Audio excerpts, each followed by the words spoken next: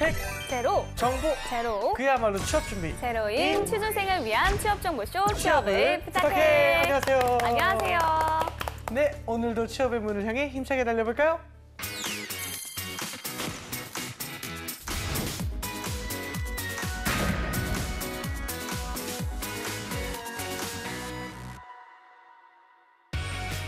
당신의 인생을 바꿔줄 기적의 자기소개서 비결 Doing DIY DIY 자기소개서. 안녕하세요. 안녕하세요. 네, 각종 취업 정보와 자기소개서 작성에 대한 궁금증 취준생과 함께 알아봅니다. 오늘은 박지원 학생 나왔습니다. 어서 오세요. 네. 안녕하세요. 박지원입니다. 네. 그리고 자기소개서의 모든 것을 알려줄 취업 컨설턴트 최현수 멘토님 모셨습니다. 어서 오세요. 네, 안녕하세요. 네, 취업 컨설턴트 최현수입니다.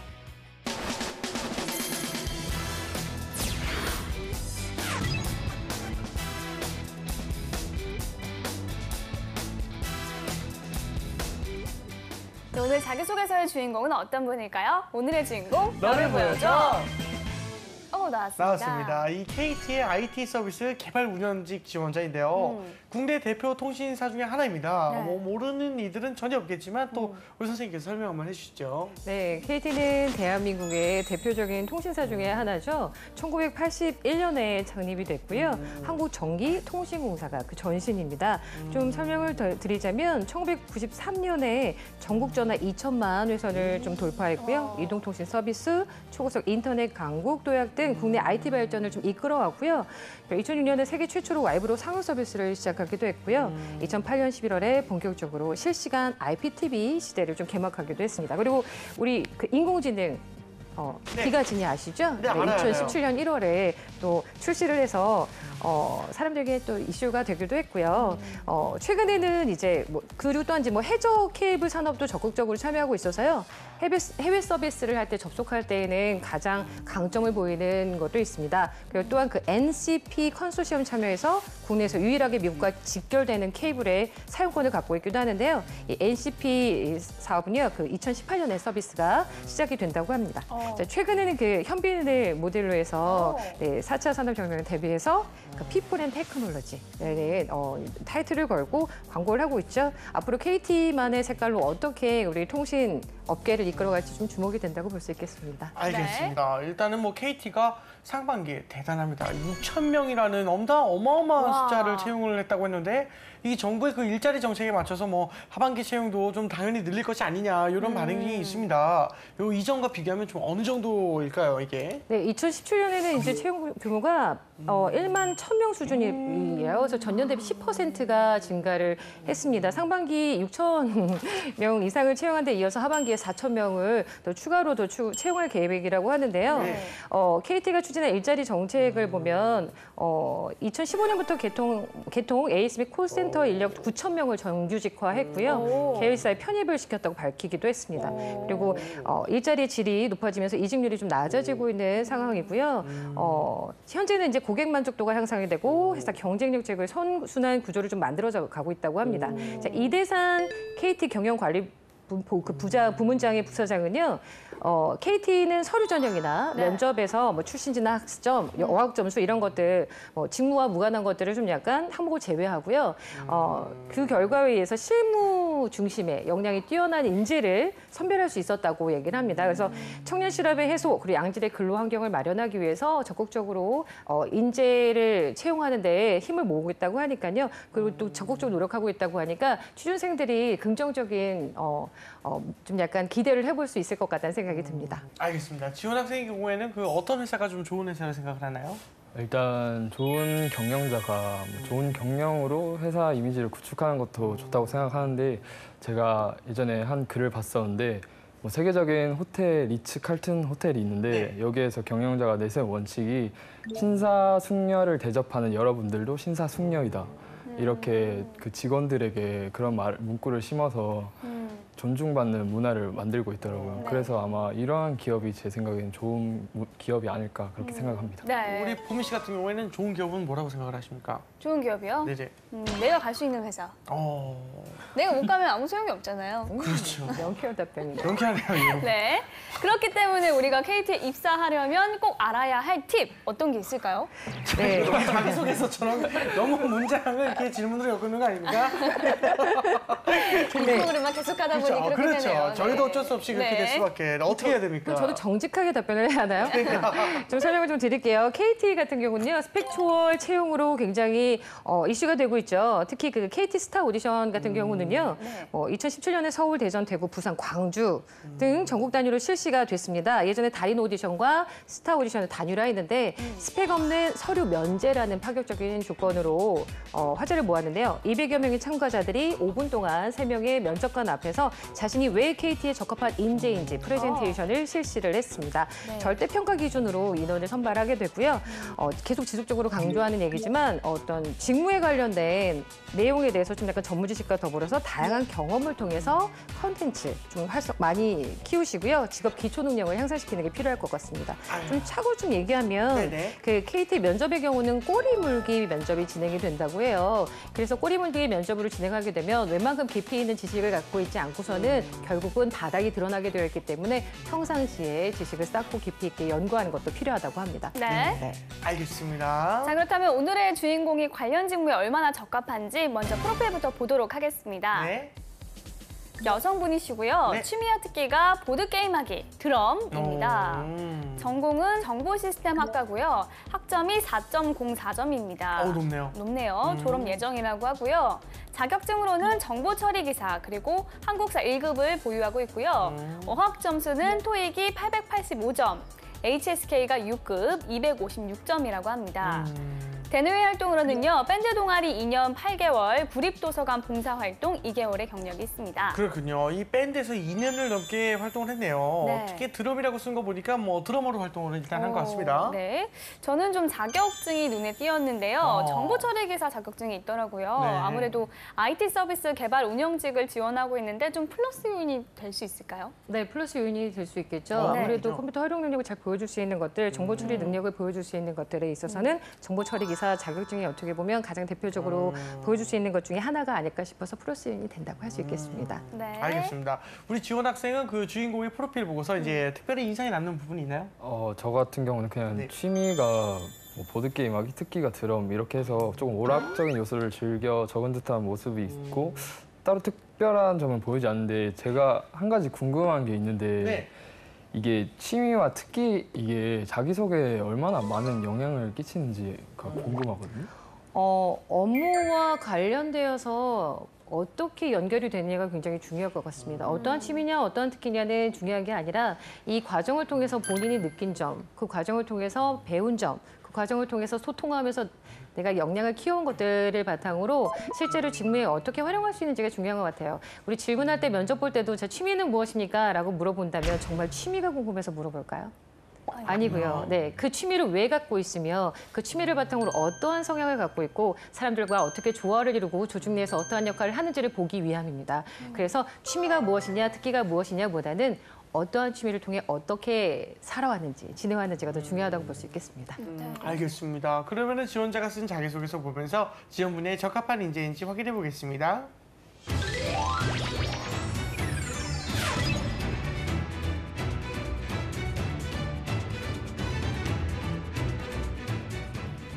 KT IT 서비스 개발 운영직 지원자의 자기소개에서 먼저 첫 번째 항목부터 보겠습니다. 회사 및 해당 직무에 지원하게 된 동기와 입사 후 회사에서 이루고 싶은 중장기적 목표에 대해 구체적으로 기술해 주십시오. 네, 지원 동기와 입사 후 목표에 대해서 묻고 있습니다. 직무에 대한 이해가 높아야 될 것 같은데요. 이 주인공은 어떤 내용을 쓸지 소제목부터 보겠습니다. 네.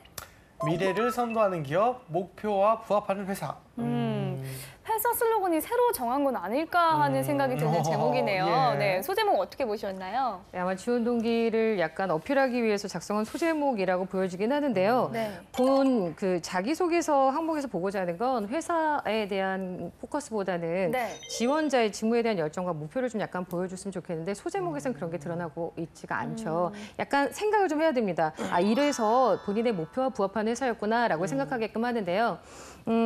소제목에서 직관적으로 무엇을 얘기하고자 하는지 명확하게 드러났으면 하는 바람입니다. 네, 알겠습니다. 알겠습니다.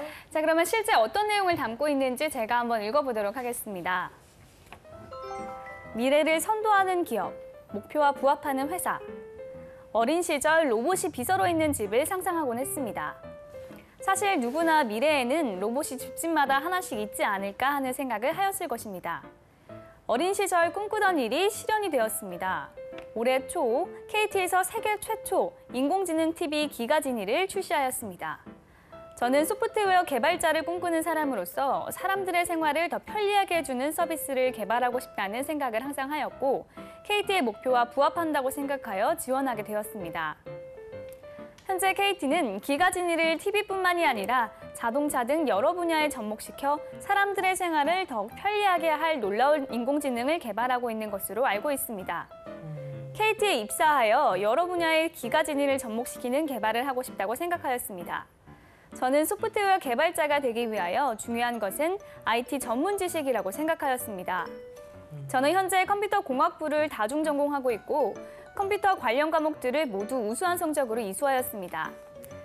제가 KT에 입사하여 서비스를 개발하는 소프트웨어 개발자로서 전문 지식이 다른 지원자들보다 뒤지지 않는다고 자부합니다. 저는 KT에서 인턴 경험을 통해 KT에서 업무를 빠르게 파악할 것이고 제가 부족한 부분을 파악하여 KT에서 다른 사람들과 협력하여 사람들의 생활을 더 편리하게 해주는 서비스를 개발할 것입니다. 네, 직무와 관련된 전공 지식을 강조를 하고 있는데요. 이지원 학생 어떻게 봤습니까? 일단 KT가 가지고 있는 특징적인 부분을 담아서 지원 동기를 작성해 준 것이 그래도 KT에 어느 정도 관심이 있구나 하는 걸 느끼게 해줬고 조금 아쉬운 점은 컴퓨터 관련 과목들을 모두 우수한 성적으로 했다고 하였는데 뭐 좀 더 구체적으로 한 과목이나 두 과목 정도 작성해서 여기에 좀 부합하게 전공을 적어주었으면 어땠을까 그런 네. 생각을 했습니다. 알겠습니다. 네, 그리고 소제목에 목표와 부합하는 회사라고 말을 했는데 자신의 목표가 드러났는지 좀 의문이 들거든요. 멘토님께서는 좀 전반적으로 어떻게 보셨나요?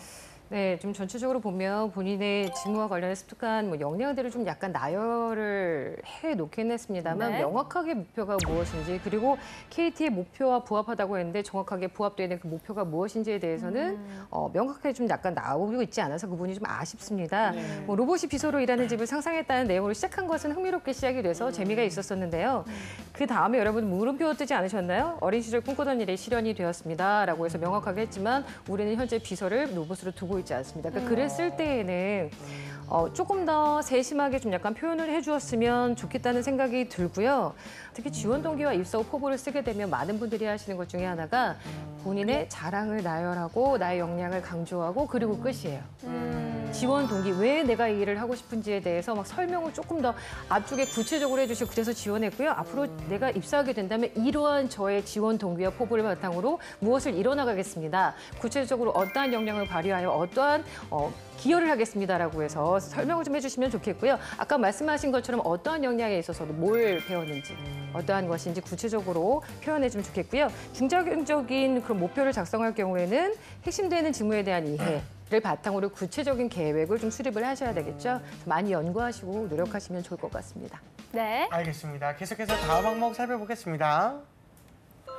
공동의 목표를 달성하기 위해 타인과 협업했던 경험과 그 과정에서 본인이 수행한 역할, 그리고 해당 경험을 통해 얻은 것은 무엇인지 구체적으로 기술해 주세요. 이렇게. 이 협업의 경험을 묻고 있습니다. 팀워크와 더불어서 본인이 어떤 역할을 했는지도 좀 중요한 부분일 것 같은데요. 네. 소재 선택과 관련해서 좀 주의해야 할 부분이 있을까요?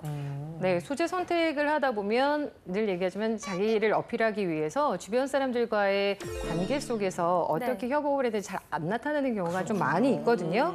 그래서 다양한 사람들과 그 사람들의 관계 속에서 어떠한 성격들이 모여서 어떠한 시너지를 냈으며 그 안에서 난 어떠한 역할을 했는지를 좀 약간 보여주셨으면 좋겠고요. 네. 그리고 협업을 통해서 이뤄낸 점, 그 과정에서 느꼈던 협업의 중요성, 그리고 자신의 역할, 그리고 추가로 함께 이 사람들이 모여서 만들어냈던 어떤 집단 지성의 힘이라던가 이런 네. 것들을 표현해주면 좋을 것 같습니다. 그래서 이런 게 부각이 될 수 있는 소재를 찾으면 좋겠죠. 알겠습니다. 그럼 주인공은 어떤 내용을 쓰고 있는지 제가 한번 읽어보겠습니다. 네. 교양 수업에서 조별로 봉사활동을 한 경험이 있습니다. 봉사활동을 조별로 처음부터 끝까지 함께 계획하고 활동하였습니다. 저는 3명의 팀원들과 함께 어떤 봉사활동을 어디서 할 것인지 기획을 담당하였습니다. 처음에는 저희 조도 다른 조들처럼 봉사단체를 통하여 봉사활동을 할 생각을 하였습니다. 하지만 저는 봉사단체를 통해서 하는 것은 의미가 없는 것 같아 우리끼리 봉사활동을 만들어 보자고 하여 다른 조와 다르게 등잔 밑이 어둡다라는 말을 내세워 가까운 이웃들을 먼저 도와주는 아이디어를 냈습니다. 저희는 직접 간식을 포장하여 청소하시는 분들께 나누어 드리고 또한 자발적으로 쓰레기를 주워 다른 학생들도 저희를 보고 따라할 수 있도록 하였습니다. 처음에는 일이 계획대로 잘 진행되었습니다.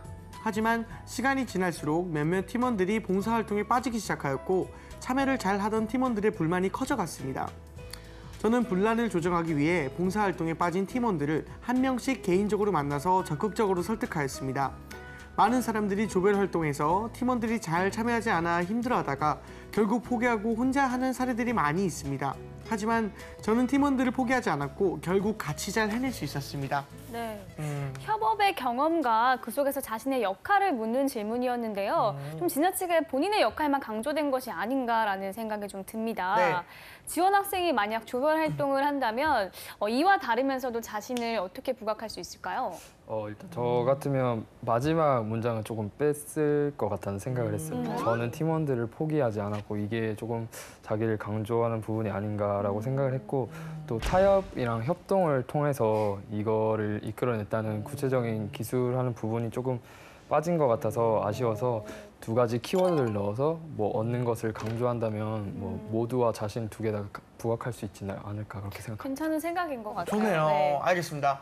나의 역할을 강조하려다가 다른 팀원들과의 협업 내용을 이제 소홀히 다루는 그런 경우를 많이 봤어요. 이 전체 내용을 좀 어떻게 평가하시나요? 네, 그 얘기를 하자면 여기서 좀 부정적인 표현들이 많이 있죠. 다른 것들을 부정적으로 표현하고 본인을 부각시키려고 하다 보니까. 근데 만약에 실패한 경험이라던가 문제가 발생했을 때 어떻게 했는지에 대해서 묻고 있는 게 아니라면 굳이 부정적인 내용을 쓰실 필요가 없습니다. 항상 긍정적인 표현을 해주셨으면 좋겠고요. 그리고 봉사단체를 통해 하는 것은 의미가 왜 없다고 표현했는지가 굉장히 그쵸, 물음표가 이런 부분은- 생겨요. 그러니까 어떻게 보면 본인의 의지와 의도를 설명하다 보니 나머지에 대한 중요성을 잃어버릴 때가 있는데요. 세상에 중요하지 않은 건 거의 없습니다. 맞아요. 네. 정말 그리고 면접을 볼 때도요 그런 경우가 많아요. 옆에 있는 지원자들을 깎아내리고 내가 올라서려고 한다던가 라이벌 기업을 깎아내리면서 나의 지원 의지를 밝히는 경우가 있는데요. 나의 옆에 있는 사람들을 높여주고요. 그 위에 올라설 줄 아셔야 되고요. 라이벌 기업을 칭찬해주고 그럼에도 불구하고 내가 이 기업에 지원했습니다라는 긍정적인 이미지로 자신을 무장할 필요가 좀 있다는 생각이 좀 듭니다. 네. 알겠습니다. 계속해서 다음 항목 살펴보겠습니다. 예상치 못한 문제의 발생으로 계획대로 일이 진행되지 않았을 때 책임감을 가지고 적극적으로 문제를 해결한 경험과 그 경험을 통해 얻은 것은 무엇인지 구체적으로 기술해 주세요라고 돼 있네요. 네, 이 책임감과 문제 해결 경험에 대한 질문인데요. 먼저 소제목부터 보도록 하겠습니다. 네. 노력의 결과. 이건 조금 이제 막연하고 평이한 제목이 아닌가라는 생각이 좀 듭니다. 어떤가요, 소제목? 네, 소제목 쓰기가 굉장히 힘들었나 봐요. 네, 노력의 약간, 결과. 네, 막연하고 평이하죠. 네. 그리고 호기심도 불러일으키지 않고 너무 당연한 이야기로 쓰고 있습니다. 네. 그래서 어떠한 노력을 통해서 어떠한 결과를 얻었는지 좀 보여줬으면 좋겠고요. 네. 지금 질문에서 보고자 하는 것은 문제 해결 능력, 그리고 도전 정신, 적극성, 책임감 등을 보고자 하거든요. 네. 그 부분에 있어서 자신의 강점을 부각시킬 수 있는 소제목으로 다시 한번 작성하시면 좋겠습니다. 네, 알겠습니다. 알겠습니다. 그러면 실제 내용이 어떤지 제가 한번 읽어보도록 하겠습니다. 예. 노력의 결과. 대학 시절 저는 밴드 동아리에서 활동을 하였습니다. 저는 사실 드럼을 배워본 적도 쳐본 적도 없었지만 드럼의 매력에 반하여 드럼을 선택하게 되었습니다. 그리고 팀을 만들어 공연을 준비하게 되었습니다. 저는 드럼을 처음 접하였기 때문에 실력이 많이 부족하였습니다. 그래서 다른 사람들보다 더 연습을 하였습니다. 하지만 중간평가 때 팀 실력이 많이 부족하여 공연을 하기 어려울 것이라는 선배들의 평가를 받게 되었습니다. 이대로 포기하면 앞으로도 계속 공연을 하지 못할 것이라고 생각하여 꼭 해낼 것이라고 다짐하였습니다. 중간평가 이후로 매일 시간을 쪼개서 드럼 연습에 매달렸습니다. 또 제가 팀장이었기 때문에 낙담한 팀원들에게 긍정적인 말을 계속하며 분위기를 조장하였고 다시 힘을 내어 팀원들과 함께 매일 소통하며 합주를 하고 문제점을 하나씩 고쳐갔습니다. 매일 드럼을 연습하였기 때문에 손에 물집과 굳은 살이 가득하였습니다. 하지만 포기하지 않고 끝까지 노력하여 결국 최종 평가 때 완벽하다는 평가를 들을 수 있었습니다. 사실 다음 공연을 준비하거나 처음 쳐보는 어려운 드럼을 포기할 수 있었음에도 불구하고 포기하지 않았습니다. 사실 공연을 하지 못할 것이라는 선배들의 평가를 듣고 처음에는 저 또한 낙담하였지만 팀장이었기 때문에 겉으로 드러내지 않고 팀원들을 북돋아 주었습니다. 이때 이후로 저는 끊임없이 노력한다면 결국 못할 것이 없다는 것을 깨닫게 되었습니다. 네, 이 밴드에서 드럼을 배우고 활동한 경험을 소재로 하고 있습니다. 어떻게 정리에 따라서 이제 흥미로운 소재가 될 텐데 다시 한번 소제목이 조금 아쉽다 이런 생각이 드네요. 우리 지원 학생 보기에는 조금 이제 아쉬운 내용이 좀 있었나요? 네, 일단 예상치 못한 문제의 발생으로 뭐 어떻게 했다는 것까지는 알겠는데 이게 너무 평범하게 내용 전개를 해서 저희 읽는 사람이 이거는 솔직히 그냥 영화 각본보다 살짝 재미가 없는 그런 글이 아닌가 이렇게 생각이 들어서 조금 평범하다는 생각이 많이 들었습니다. 네, 이 소재 자체는 흥미로운데 지문에서 보고자 하는 지원자의 특성이 잘 드러났는지는 조금 의문이 들어요. 멘토님 어떻게 생각하시나요? 네, 아마도 그 지원자가 얘기하고 싶은 거는 인재상 중에선 끊임없이 도전하는 인재에 좀 가깝지 않을까라고 네. 굳이 제가 찾아서 얘기하자면 설명해주고 있지 않지만 이런 부분일 것이라는 생각이 드는데요. 소재 선택은 좋았거든요. 그리고 그 안에서 보여줄 수 있는 부분들이 많음에도 불구하고 아까 우리 지원 학생이 얘기한 것처럼 평이하게 가고 있죠. 드럼 치려면 당연히 손에 물집 생기고요. 그렇죠. 당연히 힘듭니다. 그게 문제라고 보기에는 당연한 과정에 속하기 때문에 문제 해결이라고 보긴 좀 어렵고요. 다른 사람들보다 조금보다 더 열심히 연습을 했다고 하는데 어떻게 연습을 한 건지에 대해서는 모르겠어요. 그래서 어떤 노력을 어떻게 이제 구체적으로 얘기해 주셨으면 좋겠다는 생각이 들고요. 그리고 이제 사실이라는 표현을 좀 약간 반복해서 얘기하셨는데요. 사실이라는 표현은 가능하면 쓰지 않는 것이 좋습니다. 지양하셔야 하는 내용 중에 하나예요. 네, 사실이란 얘기는 이제까지 다른 내용은 거짓이었나요? 라는 거죠. 그렇죠.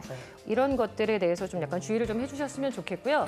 마지막으로 본인이 표현하고자 하는 자신의 역량을 마무리를 좀 명확하게 해주셨으면 좋겠습니다. 무엇인지 우리 전체적으로 모르겠죠. 그렇다는 얘기는 인사 담당자가 봤을 때도 무슨 내용인지 어떤 게 본인의 강점인지 알 수 없다는 내용입니다. 그래서 우선 정리를 좀 해주셨으면 좋겠다는 생각입니다. 알겠습니다. 자, 지금까지 KT의 IT 서비스 개발 운영직 지원자의 자기소개서에 대한 멘토의 특급 처방전 전해드렸습니다.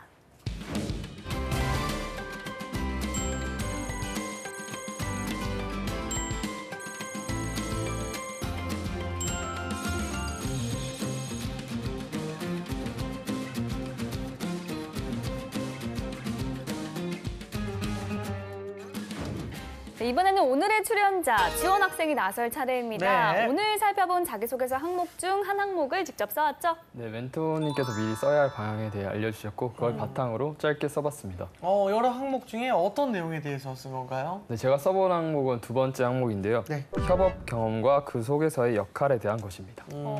멘토님께서 미리 조언해준 내용은 어떤 거였나요? 네, 먼저 첫 번째로 두 갈식으로 본인의 역할과 경험을 통해 얻은 것을 작성하고 사례를 제시하여라. 두 번째, 업무와 연관성 있는 강점을 부각하여라. 세 번째, 공동의 목표 협업이므로 소통의 능력과 유연함을 강조하여라. 네 번째, 조직 내에서의 적응력과 융화할 수 있는 내용을 부각하여라였습니다. 알겠습니다. 네, 애정만큼 조언을 또 해주신 것 같은데 과연 조언을 잘 담아냈는지 한번 읽어주세요. 네. 2016년 한국대학생 홍보대사 연합 기획팀장에 재직하고 있던 저는 서울시와 현대자동차가 함께하는 화려한 손길이라는 프로젝트를 기획하게 되었습니다. 이 기획을 통하여 시민, 기업, 대학생 간 소통의 중요성을 알 수 있었습니다. 먼저 기획팀장의 입장에서 대학생 홍보대사라는 것을 알리는 것은 물론 기업의 이미지 제고 및 홍보와 시민들이 즐길 수 있는 콘텐츠를 만드는 것이 관건이었습니다. 저는 현대자동차 홍보 담당자와 지속적인 회의를 거치며 기업에서 바라는 것과 우리 대학생들이 원하는 부분의 타협 지점을 찾기 위해 노력하였습니다. 모든 내용들을 받아 적고 긴 회의를 거쳐 나온 결과로 현대자동차라는 기업과 한국대학생 홍보대사 연합을 홍보하며 서울시가 시행하는 2016 서울 정원 박람회가 성공적으로 개최될 수 있었습니다. 행사 동안에는 시민들과 함께 사진을 찍으며 소통하고 다양한 재료들을 통해 꽃을 활용한 장식품을 만들었습니다. 저는 대학생, 기업, 시민이 함께하는 거대한 프로젝트를 진행하면서 다양성을 갖춘 소통하는 사람이 될 수 있었다고 생각합니다. 각기 다른 단체의 이익과 협업을 통한 활동은 제가 생각하지 못했던 사소한 부분들까지도 채워 넣을 수 있는 기회가 되었습니다. 네. 이 기업 시민들과 함께하는 프로젝트를 진행한 경험을 이야기했는데요. 멘토님 전반적인 내용 어떻게 보셨나요? 네, 제가 너무 많은 요구를 했나 봅니다. 아닙니다. 네네네. 말씀하신 것처럼 애정이 있으니까 좀 약간 이야기를 많이 했고요. 네. 자, 두 가지씩으로 보면 전체적으로 하나하나 보자면 뭐 본인의 역할이나 프로젝트 진행에 있어서의 상호간의 원하는 목표 그리고 네. 타협점을 찾기 위한 노력에 대해서 구체적으로 사례를 통해서 이야기한 건 좋았습니다. 좋다. 그리고 우선 두 가지씩으로 역할과 프로젝트 그리고 이를 통해서 어떤 것을 알게 되었다라고 해서 두 가지씩으로 써준 것도 좋았고요. 그리고 이제 업무와 관련해서 강점을 부각시켰는지 이 내용을 좀 살펴보면요. 현재 지원하고 있는 직무가 무엇인지는 명확하게 좀 나와 있지 않은 것 같아요. 이 직무, 지금 여기 지원하고 있는 직무. IT 쪽에서 IT 쪽에서 여기에서 보여줄 때는 본인이 지금 IT 지금 우리가 서비스 개발 네네. 운영 쪽이잖아요. 네네. 여기에서 직무와 연결지어서 얘기할 수 있는 본인의 역량, 강점은 무엇일까요? 이쪽 안에서는 지금 작성을 하지는 못했는데 뭐 시민들과 함께 할 때 그 아이패드 같은 걸 통해서 네네. 이제 어떤 꽃 같은 거를 이렇게 보여드리고 그랬던 경험은 있거든요. 아, 네. 어떤 IT 뭐 제품들을 활용하여 네네네. 소통하는 것들을 좀 했다라는 네네. 쪽으로 접근하시는 부분이었던 거죠. 네네. 네, 그런 부분을 좀 약간 좀 더 보여주시면 좋겠고요. 그리고 공동의 목표와 협업을 위해서 타협하고 소통하는 내용을 잘 담고 있기는 합니다. 뭐 구체적으로 뭐 사람들과의 대응, 전체적인 공동의 목표에 대해서 잘 얘기하고 계신데요. 다양성을 갖춘 소통하는 사람이 될 수 있었다고 생각합니다라는 내용이 있어요. 제가 무엇을 생각합니다라는 내용들은 자신감이 없어 보인다라고 얘기를 했었죠. 네. 가능한 뭐 예를 들면 다양한 대상과 협업하는 과정을 통해 소통하는 능력을 강화할 수 있는 계기가 되었습니다라던가 이런 식으로 문장을 좀 바꾸면 좋을 것 같고요. 네. 좀 더 명확하고 자신감 있게 표현하면 좋겠습니다. 마지막 문제에서는 이런 식으로 좀 표현을 하고 있기는 합니다만 가능하면 마지막에 조직 내에서 어떻게 적응하고 융화될 수 있는지를 마지막 내용이죠. 이 내용을 부각시켜서 마무리를 한다면 조금 더 좋은 자기소개가 될 것 같습니다. 고생 많으셨습니다. 네. 네, 알겠습니다. 자, 이렇게 해서 지원 학생의 자기소개서까지 살펴봤습니다. 사실 이 자기소개서는 쓸 때마다 늘 새로운 어려움이 생기곤 하는데요. 네. 지원 학생 오늘 함께하면서 새롭게 느낀 어려움이 있다면 네, 일단 평범한 내용을 어떻게 해서 나만의 것으로 해서 조금 더 읽는 사람이 이걸 읽으면서 조금 재밌어야겠구나 그런 생각을 많이 했어요. 어렵죠, 확실히. 네, 진짜 예. 많이 어려운 거. 그래서 다들 이 경험 저 경험을 하려고 뭐 열심히들 사는지 모르겠습니다. 네, 팀 프로젝트만 하는 거 너무 아쉬울 것 같긴 해요. 그렇죠? 알겠습니다. 하반기 채용을 앞두고 있는 그 자기소개서 많이 쓰는 그런 시기거든요. 이 상반기에 지원을 했다가 떨어진 친구들이 또 새로운 의욕으로 또 도전을 하는데 이 재도전하는 친구들을 위한 자기소개서 작성 팁 좀 부탁드릴게요. 네, 말씀드리기 무슨 KT의 경우는요, 재지원자들에 대해서 절대로 전혀 불이익이 없다고 합니다. 다행이다. 그리고 어떤 기업들의 경우는요, 꾸준히 지원하는 지원자에게 오히려 애정을 갖기도 한다고 하고요. 근데 중요한 건 그냥 지원만 하는 것이 중요한 게 아니라요. 네. 나의 부족한 점이 무엇인지 그리고 역량을 키우기 위해서 꾸준히 노력해서 발전하는 모습이 가장 중요하다고 할 수 있겠죠. 그래서 이 과정들 항상 얘기하지만 취업이 목표가 아니라 이 다음에 자신의 미래를 준비한다라는 생각으로 진정성 있게 준비하시면 좋겠고요. 이걸 바탕으로 꾸준히 본인을 좀 업그레이드 시켰으면 좋겠습니다. 그리고 오늘 좀 아쉬웠던 점이 자기소개서를 쓰면서 언어 구사력이라던가 표현력들이 좀 아쉬웠는데요. 이런 것까지 추가적으로 공부를 해서 본인의 역량을 제대로 표현하고 어필해서 재도전도 좋고요. 입사 지원했을 때 본인의 매력을 잘 어필해서 회사의 좋은 인재로 자리매김을 하실 수 있기를 바라겠습니다. 네, 알겠습니다. 감사합니다. 자, 오늘은 KT IT 서비스 개발 운영직 지원자의 자기소개서 살펴봤습니다. 탄탄한 자기소개서로 취업의 꿈을 이루길 바라면서 DIY 자기소개서 오늘 순서는 여기서 마치겠습니다. 감사합니다. 감사합니다.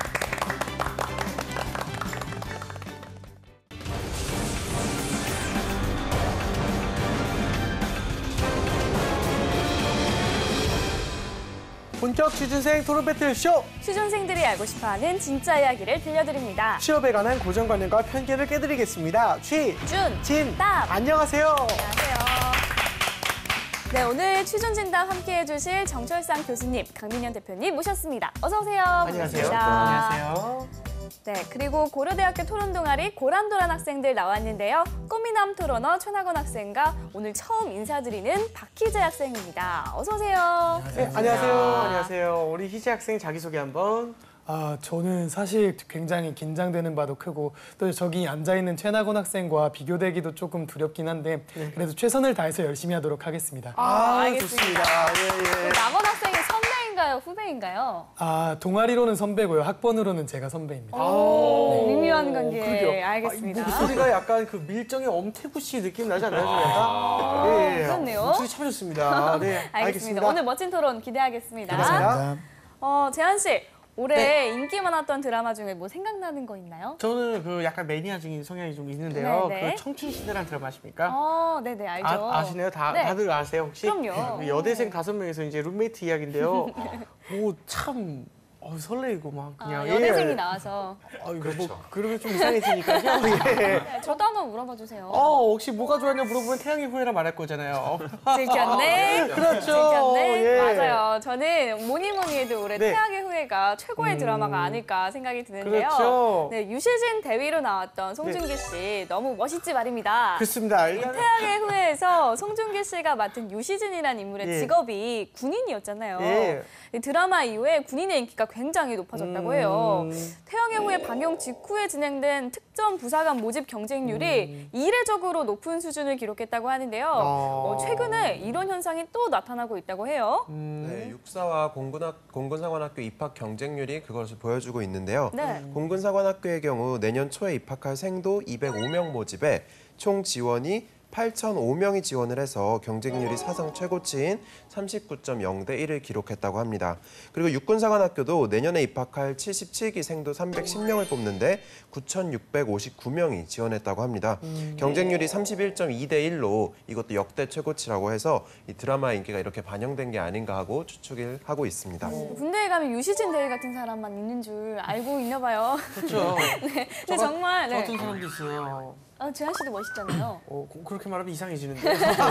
네. 근데 정말 드라마 인기 때문일까요? 아무래도 드라마를 통해서 이제 군인이라는 그 직업 자체가 새롭게 조명됐을 수도 있고요. 네. 하지만 제 관점에서 생각을 해보면 아무래도 극심한 취업난이 이러한 부분들을 좀 반영한 게 아닌가라는 생각을 좀 갖고 있습니다. 네. 그래서 아무래도 취업이 좀 어렵다 보니까 이런 안정적인 이런 군인에 대해서 좀 선망하는 게 좀 있고 그리고 이에 따라 장교 양성 기간으로 사람들이 많이 몰리는 것 같습니다. 네. 이런 이슈를 이제 반영해서 최근 이제 군복무를 원하는 사람만 자원 입대하게 하는 모병제 도입 논의가 이제 국회에서 본격적으로 이제 공론화 됐습니다. 그렇죠? 네. 이 모병제를 두고 찬반 논란이 참 많은데요. 모병제가 취준생들의 돌파구가 될 수 있을 것이냐는 문제가 함께 논의되고 있습니다. 이 취준생들 입장에서 모병제를 한번 살펴봐야 할 것 같아요. 그럼 핫큐들을 통해서 좀 알아볼까요? 네, 첫 번째 키워드 공개해 주세요. 취준생과 모병제. 네. 첫 번째 키워드 무엇일까요? 매분이. 매분이가 매분이라는 뭔가요? 단어는 아예 처음 들어보는데요. 네. 뭐 어떤 외국어 같은데. 줄임말 같기도 하고. 매를 버니 뭐 이런 거. 매를 번. 매를. 매분이가 뭘까요, 진짜? 네, 우리 첫 번째 키워드 준비한 나건 학생 무슨 뜻인가요? 네. 매분이는 줄임말이 맞는데 네. 밀리터리 억세션 바이털 투 더 내셔널 인터레스트라는 미국의 외국인 모병 프로그램이라고 합니다. 네. 이 프로그램이 탈주선의 통로가 되고 있다고 하는데요. 취업난에 어려운 청년들이 매분이를 통해 해외로 나가서 흔히 말해 이제 외국 군인으로 취업을 하는 거죠. 우리나라도 있는데 이제 굳이 외국까지 나가는 이유는 무엇인가요? 그 이유는 이제 우리나라 군인과 외국 군인의 처우가 너무나 다르기 때문이라고 합니다. 매분이를 소박한 아메리칸 드림이라고 부르는 사람들도 있다고 하는데요. 미국에서 안정적인 중산층이 될 수 있는 가장 확실한 방법이라는 것입니다. 매분이를 통해서 미군에 입대를 하게 되면 건강보험, 생명보험, 치과보험, 주거비, 학비가 지원되고요. 네. 학비는 연간 최소 4,000달러에서 최대 17만 2천 달러까지 지원받을 수가 있다고 합니다. 네. 생활비 역시 그 900에서 6,000달러 안에서 측정되고 입대하자마자 1만에서 2만 달러 정도의 보너스까지 지급된다고 합니다. 기본적으로 미군은 본인은 물론이고 직계 가족이 무료로 의료시설을 이용할 수 있게 되고요. 그리고 결혼한 병사에게는 주택을 구입 혹은 임대할 수 있도록 그러한 비용도 지급이 됩니다. 뿐만 아니라 거의 모든 생필품과 가전제품 그리고 차량까지도 면세 혜택을 받아서 구입할 수 있고요. 일정 기간 군 복무를 성실하게 마치고 나면은 제대한 이후에 대학 진학에 필요한 장학금을 받을 수도 있도록 해준다고 하네요. 그렇군요. 네, 이 미국의 이야기를 들어보니까 우리나라 모병제는 어떤 모습으로 논의되고 있는지도 좀 궁금해지네요. 자, 계속해서 두 번째 키워드 확인해 보겠습니다. 네. 취준생과 모병제 두 번째 키워드. 구급 공무원. 구급 공무원. 이 정도의 그 공무원 대우를 받는다. 뭐 이런 이야기일까요? 최근에 이제 상황이 어려워져서 네. 군대에 입대하고 싶어도 구급 공무원 합격하는 것만큼 어렵다. 뭐 그런 거 아닐까? 너무 대기자가 그럴 많아가지고. 수도 있겠네요. 네, 두 번째 키워드 준비한 희재 학생 설명 부탁드립니다. 네, 현재 모병제에 대한 논의가 활발하게 진행되고 있죠. 다른 것도 중요하지만 어느 정도의 월급이 지급되는가 그것이 가장 중요한 부분 아닐까요? 현재 논의되고 있는 수준은 약 9급 공무원이 받고 있는 수준에 비슷한 200만 원 선으로 이야기가 되고 있습니다. 때문에 1년에 약 2,400만 원 정도로 군대 복무 기간이 3년 정도니까 7천만 원이 조금 넘는 금액이 되겠죠. 이 정도면은 제대 후에 대학을 가거나 취업 준비를 할 때 충분히 도움이 될 수 있는 금액이지 않을까 하는 그러한 마음입니다. 가고 싶다. 다시. 예, 우리도 그 미국처럼 좀 다른 혜택이 없을까요? 네, 물론 그 부분에 대한 논의도 있습니다. 대학 등록금을 깎아준다던가 복무기간 동안 직업교육을 시켜주고 제대 후에는 직업을 알선하고 공무원이나 공기업이나 공무원 뽑을 때 가산점을 주는 등의 여러 가지 혜택 등에 대해서 논의가 나오고 있는 중입니다. 이 정도의 금액과 혜택을 통해서 모병제가 취업의 돌파구가 될 수 있다는 이야기도 나오고 있잖아요. 예. 모병제 병력을 30만 명으로 바라본다라면 네. 적게는 10만 개에서 많게는 한 20만 개 정도의 청년 일자리가 창출된다라고 이렇게 맞네요. 볼 수 있겠습니다. 10만 개나 20만 개라면 어마어마하지 않은 그럼요. 수치입니까? 네네. 군대 가지 않은 청년은 사회로 바로 진출하게 되고 빠르게 또 자리를 잡기 때문에 가뜩이나 부족해지는 경제 활동 인구로서도 활용해 나갈 수 있다는 겁니다. 그렇군요. 근데 지금 병장 월급이 이제 20만 원이 좀 안 되지 않습니까? 이렇게 월급을 많이 주는 게 좀 현실적으로 가능할까 싶은데요. 일단 징병제로 연간 사회적 비용이 25조에서 69조까지 든다는 학계 보고가 있습니다. 네. 그래서 국방 예산 비용이 1% 정도, 이제 4조 원 정도면 이 모병제 도입이 가능하다는 의견들을 지금 내놓고 있습니다. 그래서 병력이 63만에서 30만으로 줄어들면 이제 운영이 절감이 되기 때문입니다. 네, 알겠습니다. 모병제에 관한 이야기 계속해서 알아보겠습니다. 마지막 키워드 공개해 주세요. 네. 마지막 키워드는 개인적으로 무엇일지 약간 좀 상상이 되는 것 같습니다. 어떤 거요? 아직 잘 모르겠습니다. 흑수저라. 흑수저. 아, 수저 이야기가 나올 것 같았어요. 아무래도 좀 흑수저인 친구들이 네. 그 취업의 돌파구로 아, 모병제를 선택하지 흑수저만 않을까. 가게 되지 뭐 않을까. 이런 얘기가 아닐까 이런 좀 의견들. 추측을 해보는데요. 슬픈 이야기군요. 네. 하여튼 슬픈 얘기는 다 항상 빗나가지 않죠. 그쵸. 그래서 모병제가 입대를 선택할 수 있는 거기 때문에 네. 이런 상황이라고 한다면 아무래도 가장 우려하는 상황 중 하나가 이 흑수저라고 좀 불릴 수 있는 좀 잘 살지 못하고 사회적으로 좀 도움이 필요한 그런 청년들만 군대 가게 되지 않겠냐 이제 네. 그런 우려에 대한 키워드인 것 같고요. 강민혁 대표님이 말씀한 것과 또 다른 의견들도 있습니다. 요즘 이제 공무원 시험에 많이 몰리지 않습니까? 근데 이제 요즘 보면 이제 군인도 굉장히 직업군인 같은 경우에는 실제로 이제 안정적인 직업이다라고 해서 과거에는 부사관 같은 경우에도 아주 싫어했던 곳이었는데 경쟁률도 치열해지고 그러다 보니까 오히려 또 안정적인 직장을 선택할 수 있는 기회가 된다라는 이런 청년들의 소리도 있습니다. 그렇군요. 우리 두 학생한테 한번 물어볼게요. 만약에 군대를 가기 전인데 모병제가 도입이 됐습니다. 군대를 갈지 말지 선택을 할 수 있다면 갈 것 같나요? 안 갈 것 같나요? 전 절대 안 갑니다. 왜요? 왜냐면 제가 하고 싶은 거가 관계도 없고 그다음에 별로 좋지 않은 것 같아서 네. 저 같은 경우에는 오히려 네. 갈 것 같아요. 왜요? 네, 사실 지금의 경우에는 ROTC 같이 장교의 형태가 어떻게 말하면 군대 갔다 온 사람들의 메리트를 대변을 해준다면은 만약에 모병제가 도입이 되게 된다면 군대를 갔다는 것 자체가 어떻게 말하면 저희 사회생활 참여에 대한 의지를 보여줄 수 있는 하나의 스펙이 될 수 있다고 생각을 하거든요. 네. 그래서 그러한 형태로 가는 것이 맞지 않나라고 생각을 합니다. 우리 두 학생의 의견이 갈리는데 아무래도 고민이 될 것 같아요. 이 모병제 논의에 이제 흑수저와 금수저 이야기까지 나오고 있는데 네. 아무래도 청년들의 삶과 직결된 문제이기 때문이지 않을까 싶습니다. 네. 지금까지 모병제에 대한 이야기 나눠봤는데요. 네. 이제 본격적으로 토론 배틀 시작하겠습니다. 오로지 취준생의 취준생에 의한 취준생을 위한 취준진담 오늘의 주제 공개합니다.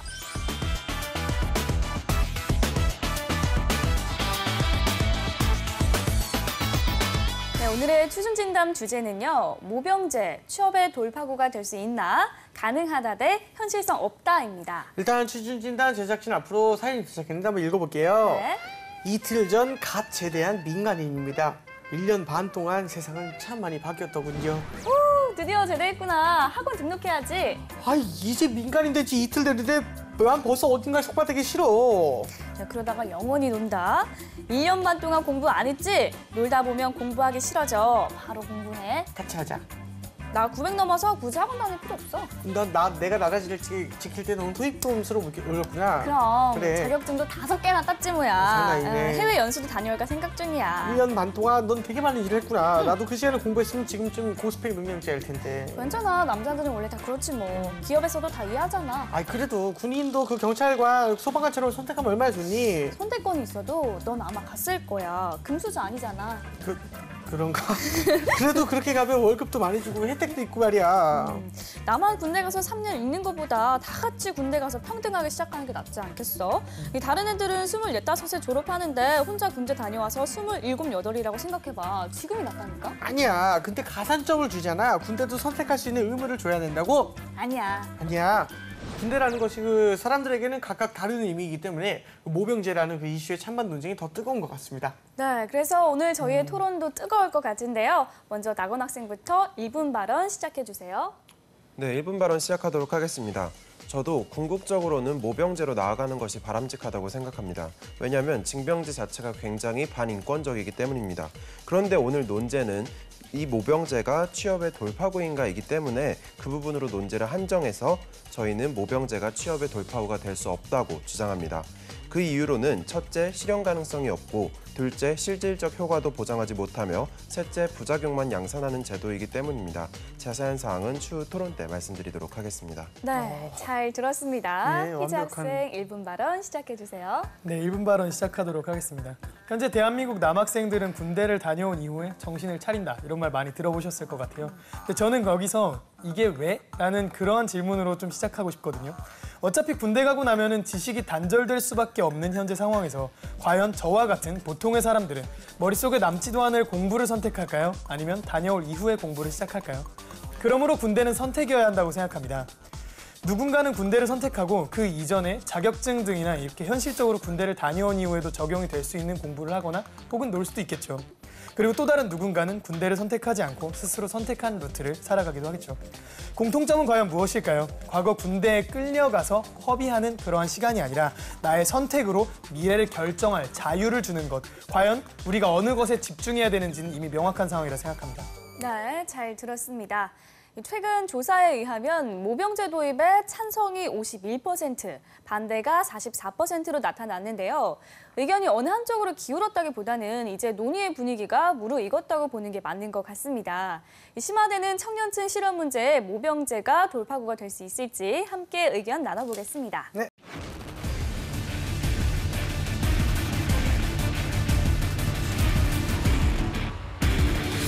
네, 희재 학생부터 발언 시작해 주세요. 네, 최근에 이제 군대에서 USB를 교체하는 데 비용이 시중에서는 약 10,000원에 판매되는 그 USB를 95만 원에 사왔다고 합니다. 정말로 군납 비리가 얼마나 지금 심각한 수준인지 극명하게 보여주는 사례라고 할 수 있는데요. 최근에 침상의 교체 비용으로도 9조 4천억 원이란 돈이 들어갔습니다. 즉 50만 원으로 30만 명의 침상을 모두 교체하는데도 1,500억이 들어가야 정상인데 말이죠.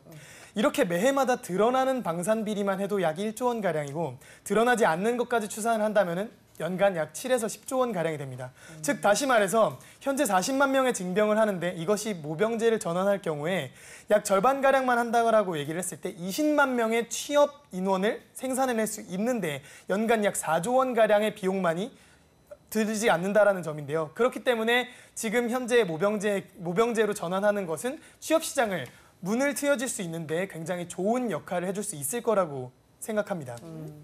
어떻게 그 20만 명에게 취업 시장에 문을 틀어주는데 좋은 역할을 할 수 있다는지 그 메커니즘이 전혀 이해가 되지 않는 것이요. 이 20만 명에게 군대를 징병시켜서 모병시켜서 그들에게 특별한 혜택을 준다고 하게 되면은 그것은 저는 오히려 군대 전역자와 비전역자 간의 불평등만 훨씬 더 야기하게 된다고 생각을 합니다. 예를 들어서 지금 남성, 여성이 있을 때 실질적으로 취업에서 조금 더 부담을 느끼는 층은 여성인데 갑자기 이게 생긴다고 해서 여성들이 그 남성 중심적인 군대 사회에 갑자기 막 지원을 하게 된다던가 이렇게 보기는 힘들고요. 그다음에 또 뭐 신체적으로 좀 장애가 있거나 어떤 문제가 있어서 군대를 못 가는 사람들도 있는데 그들에 대한 처우는 더 악화될 것이고 이 제도는 지금도 충분히 수혜를 받고 있는 사람들에게만 수혜를 더해줄 수 있는 그런 불평등한 제도라고 생각합니다. 그 양질의 일자리라는 것은 일시적인 것이 아니라 지속 가능하게 계속해서 양질의 일자리가 창출이 돼줘야 되거든요. 근데 예를 들어서 물론 이제 뭐 통일이라는 얘기를 너무 성급하게 얘기하는 것은 있겠지만 만에 하나 단기간 내에 만약 그런 일들이 발생한다면 사실은 이 모병제에 의해서 만들어진 그 일자리라는 것은 줄어들면 줄어들었지 늘어날 수 있는 일자리는 아니거든요. 물론 이건 장기적인 관점이고 가정을 얘기한 겁니다. 하지만 그럼에도 불구하고 양질의 일자리라는 전제 조건이라는 것은 지속적으로 어느 정도 시간을 유지할 수 있는 일자리인가에 대한 부분도 굉장히 우리가 좀 중요하게 생각을 해봐야 되거든요. 그래서 과연 이런 부분들까지 감안했을 때 얼마나 실질적으로 이 취업 시장에 뭐 이렇게 따뜻한 온기를 불어넣을 수 있을까 그런 부분에 대해서는 약간 회의적인 시각을 갖고 있습니다. 저는 충분히 매력적이라고 봅니다. 아까도 우리가 바라본다라면 200만 원 정도 수준이라면 2년 반에서 3년 정도 복무한다라면 5천만 원에서 7천만 원인데 충분히 자기 학비를 마련하면서도 다른 준비를 해 나갈 수 있는 측면에서 충분히 매력적이다. 그리고 모병제가 하는 게 지금 미국도 그렇고 이스라엘도 그렇고 3년에서 끝내는 것이 아니라 직업 전환 기회가 있습니다. 그래서 다시 장기 복무가 가능한 부분들이 있기 때문에 그런 측면에서도 장기적으로 안정성을 가질 수 있다라고 보고 그게 취업의 연장선이 된다는 겁니다. 3년 동안의 이런 군복무를 통해서 어떻게 보면 충분한 자금을 모을 수도 있고 향후에 그게 재취업을 하는 도움이 될 수도 있고 혹은 이제 말 그대로 연장을 해가지고 계속 군대에 복무할 수 있는 기회를 제공하기 때문에 이게 취업의 돌파구가 될 수 있다. 이제 이런 관점으로 이제 얘기를 해주신 거라고 저희 정리를 좀 했어요. 자, 그러면 우리가 바라봐야 되는 게 계속해서 말씀을 드리는 게 이 일자리라는 부분 자체가 내가 자금이 있다고 해가지고 더 뭔가 취업을 더 준비할 수 있고 그 과정에서 뭐 내 취업 준비생으로서 뭐 교육도 받을 수 있고 그럼 그런 기회를 준다는 것 자체가 결과적으로 이 취업의 돌파구, 양질의 일자리를 확보하는 데 얼마나 도움이 돼? 물론 도움이 될 수 있겠죠. 하지만 그건 근본적인 대책이라고 보기 어렵다라는 거예요. 그리고 추가적으로 그 말 그대로 예를 들어서 제가 이 모병제를 통해서 3년을 일하고 나중에 또 기회가 돼서 계속해서 군대 내에서 이제 일을 할 수 있는 기회가 있겠죠. 하지만 그 사람의 숫자는 분명히 이 모병제의 처음 취지에 우리가 이제 좀 뭐랄까 모집한 인원의 상당수라고 보기보다는 굉장히 일정 부분일 거란 말이에요. 그럼 그런 정도 규모로 봤을 때 전체 우리가 지금 청년 취업 인구가 100만인데 100만이 놀고 있다라고 얘기하는데 그렇게 해가지고 우리가 흔히 말뚝을 박는다고 하는데 말뚝 박는 비율이 뭐 몇만이나 되겠습니까? 이런 것들이 과연 얼마나 도움이 될까 걱정이 됩니다. 네, 그래서 이제 기간제에 대한 얘기도 조금 해보고 싶어요. 그러니까 현재 그 기간제 복무라고 말하는 현재 ROTC와 부사관 제도가 있죠. 근데 이것 역시 경쟁률이 현재 사상 최대입니다. 심지어는 ROTC 같은 경우에는 이화여대의 경우에 지금 경쟁률이 40대 1을 넘을 정도로 정말로 심각한 수준이거든요. 이건 다시 말해서는 현재 이렇게 해서라도 군대에 잠깐이라도 나와서 그래서 스펙으로서 삼고자 하는 학생들이 그만큼 많다라는 것을 이야기하고요. 거기다가 플러스로 군대 가지 않고자 하는 사람들의 취업의 권리 또한 보장을 해주는 것이라고 생각을 해요. 지금까지는 계속해서 그런 논의를 하잖아요. 군대에 가지 않았다면 얼마나 더 많은 준비를 할 수 있었을까. 그리고 심지어는 최나곤 학생 본인께서도 방금 전에 얘기하시기로 만약에 군대 갈 수 있을지 안 할지 그렇게 말을 한다면 당연히 안 가겠다라고 말씀을 하셨는데, 즉 다시 말해서 본인이 만약에 원한다면 추가적으로 다른 준비를 할 수 있고, 그리고 그런 것을 선택할 것이냐, 아니면은 나는 이것을 스펙으로 삼고 플러스로 추가적으로 돈을 받은 상태에서 이런 취업의 연장선상에 놓여져 있는 그러한 길을 선택할 것이냐를 선택으로 두는 것은 당연히 숨통을 틔워주는 것에 있어서 굉장히 효과가 있다라는 점이죠. 아니요, 이거는 선택으로 두는 것이 아닙니다. 선택이라면 내가 군대를 내가 원해서 갈 것인가 아니면 안 갈 것인가, 이게 선택인 것이지, 군대를 가서 조금이라도 취업에 도움이 되어야 하나 아니면 안 가고 취업 준비를 해야 하나, 이거는 선택이 아니라 취준생들을 또 이상한 혼란으로 몰아넣는 것일 뿐이에요. 그렇기 때문에 군대가 스펙이 되어서는 안 된다고 생각을 하고, 오히려 양질의 일자리를 창출하고 또 다양한 일자리를 많이 만들어내는 그런 정책들에 투자를 해야 할 시기이지, 이렇게 천편일률적인 군대라는 일자리를 이렇게 확 만들어버려서 뭔가 해결될 것이라고 생각하는 것은 본질적 접근과 굉장히 거리가 있다고 생각합니다. 만약에 군대가 이제 만약에 모병제로 되고 군대를 갔다 왔다고 하면 좀 눈에 띌 것 같아요. 이 친구 자원해서 우리나라를 지켰네. 분명히 그런 부분에 있어서 스펙 아닌 스펙이 전 될 거라고 생각을 합니다. 하지만 지금 우리나라의 채용 기조로 봤을 때는 그 3년이라는 시간 동안에 직무와 관련된 노력을 한 지원자가 있다면 당연히 그 지원자가 해당 직무에 채용이 돼야 된다고 저는 생각을 하고 있거든요. 물론 이 모병제가 무조건 가가지고 나라 지키는 게 아니라 여러 가지 방법이 있잖아요. 어떤 사람들은 뭐 기계를 다루고, 어떤 사람은 공병을 다루고, 뭐 어떻게 보면 직무와 관련된 분명히 그런 병과도 있을 겁니다. 하지만 대다수는 그렇지 않을 거거든요.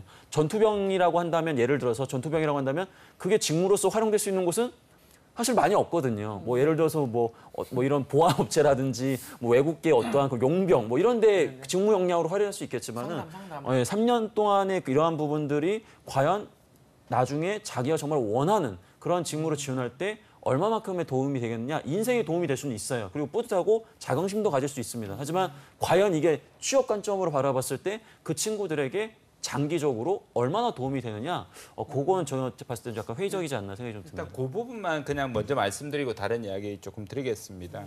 기업에서 이제 기업에서도 무조건 모든 인재를 핵심 인재로 쓰는 게 아니라 대부분의 핵심 인재는 3%에서 5%인데요. 그러면 이제 직원들을 채용할 때 여러 가지 이제 직무 역량에서 태도를 보는데 가장 중요하게 바라보는 것 중에 하나가 태도 중에 로열티입니다. 우리가 통상적으로 생각하는 인성과 기업이 생각하는 인성이 다른데요. 태도적인 측면에서 그들이 얼마나 조직 내에서 융화를 하면서 나아갈 수 있느냐 바라본다라면 그런 분들에게 오히려 훨씬 더 높은 점수를 줄 수 있다는 겁니다. 지금 이 찬성 측에서 입증해 주셔야 할 것은 무엇이냐면 3년의 시간을 허비하는 것 대신 여기서 주어지는 가산점과 혜택이 취준생들에게 더 도움이 된다. 이거를 입증해 주셔야 하고, 두 번째로는 이 제도가 청년 실업을 해결하고 일자리를 창출해내는 데 도움이 된다. 이 두 가지를 입증해 주시는 게 오늘 논제의 핵심이에요. 그래서 그 부분에 대한 얘기를 조금 듣고 싶습니다. 첫 번째로 3년의 허비에 대한 얘기를 한 번 더 하자면은, 방금 전에 최나곤 학생의 경우에는 다른 공부를 할 수 있다라고 말씀을 하셨죠. 하지만 누군가에게는 이 시간 동안에 다른 것을 준비할 수 있을 만한 여유가 없는 사람들도 충분히 있어요. 근데 그런 사람들은 이 모병제를 선택함으로 인해서 모병제에서 돈을 벌어서 나와서 그래서 추가적으로 본인이 하고 싶은 것을 선택할 수 있는 권리가 주어지게 되겠죠. 그리고 방금 전에 이제 청년 실업 문제 또한 해결이 일정 부분 가능하다는 것은 저희가 지금까지 토론하면서 일정 부분 보여드렸다고 생각을 해요. 그렇다면 반대로 반대 측에서는 무엇을 입증해 주셔야 되느냐? 바로 군대가 선택으로 변경됨으로 인해서 지금까지 징병제로 인해서 강제로 끌려갔던 학생들 있잖아요. 정말로 가기 싫었는데 가야 됐던 최나곤 학생 같은 경우에 어떻게 이런 사람들에게서 더 독이 될 수 있는지, 지금의 경우보다 더 안 좋게 바뀔 수 있는지를 오히려 보여주셔야 될 것이라고 생각을 하거든요. 독이 된다고 얘기한 적은 없고요. 취업 돌파구가 되지 않을 거라고 얘기하는 거여서 그 부분에 대해서는 오해가 있으신 것 같고, 그다음에 방금 두 분이 말씀해 주신 거랑 똑같아요. 3년 시간을 허비하지 않고 이 돈을 많이 벌 수 있다고 하셨는데 그렇기 때문에 이제 이렇게 되면은 돈이 필요한 사람들만 군대를 가게 되는 거예요. 그러면 이제 또 그 거기에 있어서 불평등이 만들어지게 되는 것이고 이것 자체가 약간 사회구조의 혼란을 야기하는 그런 결과를 낳게 되는 것이죠. 물론 아까 앞에서 얘기했던 듯이 뭐 지금도 돈 많고 빽 있는 사람들은 군대 안 간다고 하지만 그 사람들이 불법적으로 몰래 빼는 것과 국가가 합법적으로 돈 없는 사람만 군대를 가게 만들어버리는 것, 이것은 굉장히 큰 차이가 있다고 생각하거든요. 네, 두 팀의 이야기 잘 들었습니다. 그럼 지금부터는 토론으로는 절대 알아낼 수 없는 진실을 들어보는 시간 갖겠습니다. 그동안 인사 담당자들이 취준생들에게 절대 알려주지 않았던 진실을 낱낱이 파헤쳐 보겠습니다.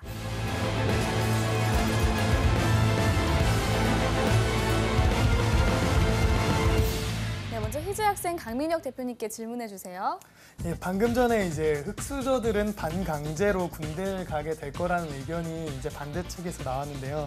그렇다면은 흑수저들이 과연 더 좋은 대안이 있었다면 군대 가는 걸 선택했을까요? 제가 오늘 컨디션이 아니고 문제를 정확하게 이해한 게 아니 이렇게 짧게 이게 울리나요? 예, 대답을 일단 하자면 머릿속에 뭐가 안 들어오죠, 오늘. 그게 아니라 되게 사람의 마음을 훔쳐가는 매력이 있네. 일단 내가 딱 얘기하는 톤을 빨리 보니까. 만나요. 근데 어쨌든 군대를 선택할 수 있다는 자체가 긍정적인 상황 아니냐, 흑수저들에게는. 옵션이기 때문에 뭐 그런 측면으로 봤을 때는 긍정적인 측면이 있을 수 있는데 네. 우리는 특정 흑수저만 보는 게 아니라 사회 관점에서 이걸 봐야 되기 때문에 그래도 조금 주의해야 될 부분 주의해줘야 되겠죠. 알겠습니다. 나건학생 정철상 교수님께 질문해 주세요. 네, 그 군복무 후 제공해주는 일자리, 청년들이 가고 싶어하는 양질의 일자리를 제공하지 못할 것이다. 할 수 있다. 할 수 있다. 이번도 울리실 것 같아요. 심리전. 울린다. 왜냐하면 충분히 이제 그때하고 지금의 군대하고는 달라질 거다. 확실히 체계적으로 여러 가지 역량적인 부분이 갖춰줄 수 있다. 네, 네. 알겠습니다. 알겠습니다. 자, 희재 학생 두 번째 질문 해주세요. 강제로 끌려가게 되는 군대 2년. 아깝다? 강제까지는 아닌데 그래도- 조금 아깝긴 합니다. 아깝다. 솔직히 아깝다. 좀 다른 걸 준비할 조금 수 아깝지. 있으니까. 네네, 알겠습니다. 그래도 왠지 맞을 것 같습니다. 아깝네. 아깝지도 않대요. 아니, 진짜 아깝다, 정말. 조금 아까운 게 아니라 정말 아깝다. 그런 건가요? 아까운 것도 있고, 있고. 배워 나가는 것도 있고 그렇죠.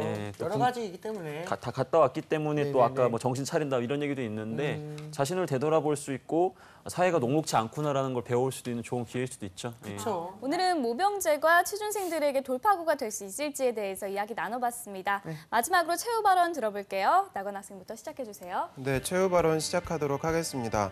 오늘 이제 징병제냐 모병제냐가 아니라 과연 지금 논의되고 있는 이 제도가 취업의 돌파구가 될 수 있느냐의 측면에서 바라본다면 저희는 취업의 돌파구가 될 수 없다고 생각합니다.